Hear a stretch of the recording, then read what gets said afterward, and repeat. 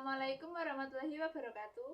Saya Erin Madika Putri, NIM 195221034, kelas Akuntansi Syariah 4A, akan sedikit memaparkan mengenai Bitcoin dalam perspektif ekonomi Islam.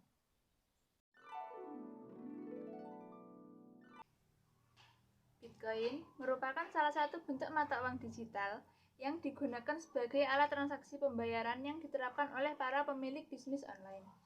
Bitcoin di beberapa negara digolongkan sebagai mata uang asing.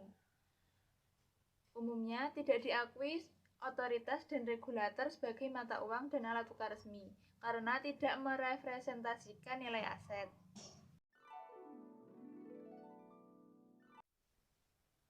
Dalam perspektif hukum Islam yang berkaitan dengan penerbitan uang sebagai alat transaksi atau alat pembayaran di suatu negara, penerbitan uang merupakan masalah yang dilindungi oleh kaidah-kaidah umum dalam syariat Islam.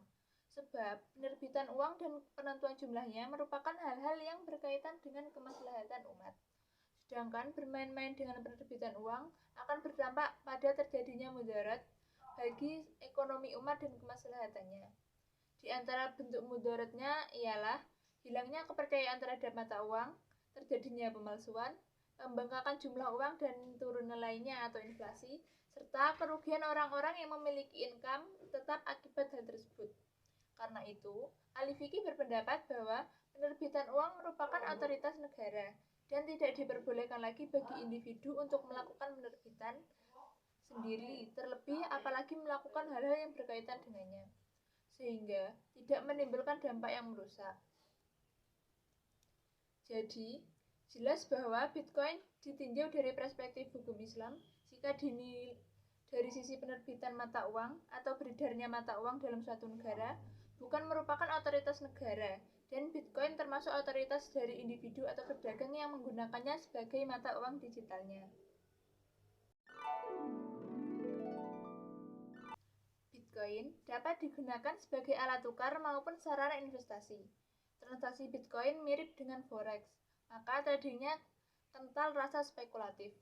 Bitcoin sebagai investasi lebih dekat pada gharar atau spekulasi yang merugikan orang lain. Sebab keberadaannya tidak ada aset pendukungnya, harga tidak bisa dikontrol, dan keberadaannya tidak ada yang menjamin secara resmi, sehingga kemungkinan besar banyak spekulasi ialah haram. Bitcoin hukumnya adalah mubah sebagai alat tukar bagi yang berkenan untuk menggunakannya dan mengakuinya. Namun, sebagai sarana investasi, hukumnya haram karena hanya alat spekulasi, bukan untuk investasi. Hanya permainan untung rugi, bukan bisnis yang menghasilkan.